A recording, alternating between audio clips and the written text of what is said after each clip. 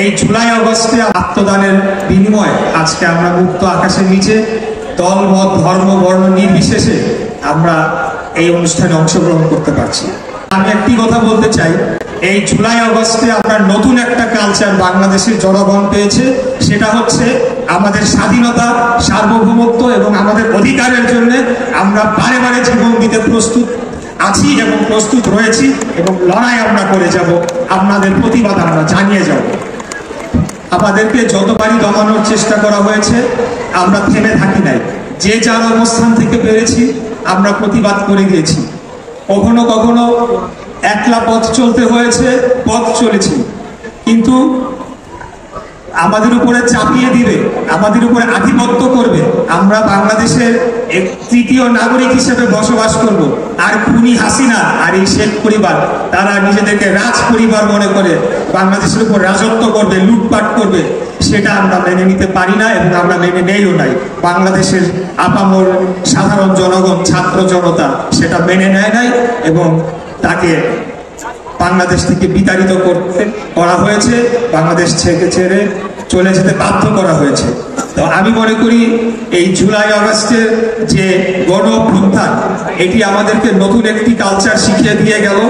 এই কালচারটিকে বিশেষ করে আমার প্রজন্মের এবং আমার যারা এখানে সমন্বয়ক ভাইয়েরা রয়েছেন অত্যন্ত কষ্ট করেছে।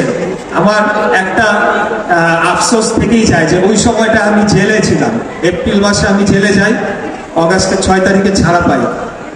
যদি আমি জেলের বাইরে থাকতাম তাহলে আবু সাইদের মতো অবশ্যই আমি বুক পেতে দিতাম, কিন্তু হাসিনার কাছে আমি মাথা নত করতাম না, স্বৈরাচারের কাছে কোনোদিনও মাথা নত করতাম না। আমাদের এই কালচারটিকে ধরে রাখতে হবে।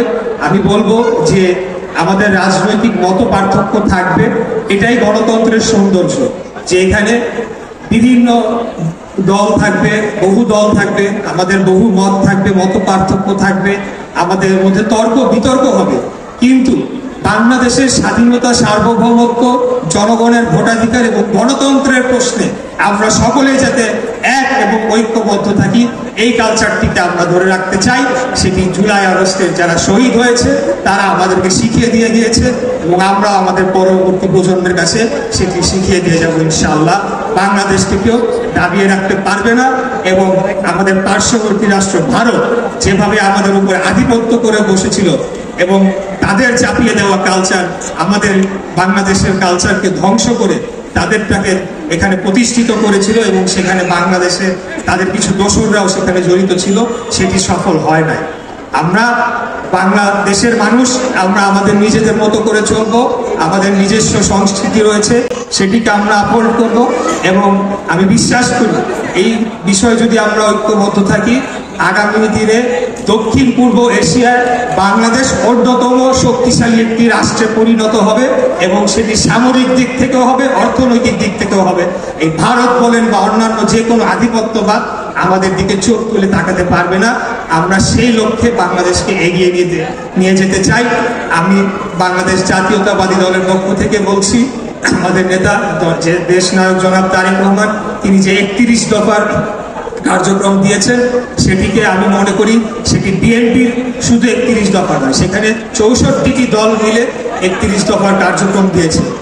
আগামী দিনে যদি আমরা রাষ্ট্র ক্ষমতায় আসতে পারি তাহলে এই 31 দফাকে বাস্তবায়ন করে বাংলাদেশকে একটি উন্নত শক্তিশালী রাষ্ট্রে পরিণত করব এবং যে কোনো আধিপত্যবাদের হাত থেকে আমরা বাংলাদেশকে রক্ষা করে যাব। 5 বছর পর পর জনগণ ভোট দিয়ে তাদের নির্বাচিত সরকারকে, যাদের নির্বাচিত জনপ্রতিনিধিদেরকে সরকারে পাঠাবে, যাতে করে যাকেই তারা বেছে নিবে তারাই রাষ্ট্র পরিচালনা করবে। এই ধ্যান ধারণাটা যাতে আমাদের মধ্যে থাকে সেটি আমি বলতে চাই। আর বক্তব্য দীর্ঘায়িত করবো না, আপনাদেরকে আবারও ধন্যবাদ জানাচ্ছি। বিশেষ করে আয়োজক যারা রয়েছেন, আপনারা অত্যন্ত সুন্দর একটি অনুষ্ঠান করেছেন। আপনাদের প্রতি শুভকামনা রইল যাতে আপনারা ভবিষ্যতে আরো এই ধরনের অনুষ্ঠান করতে পারেন।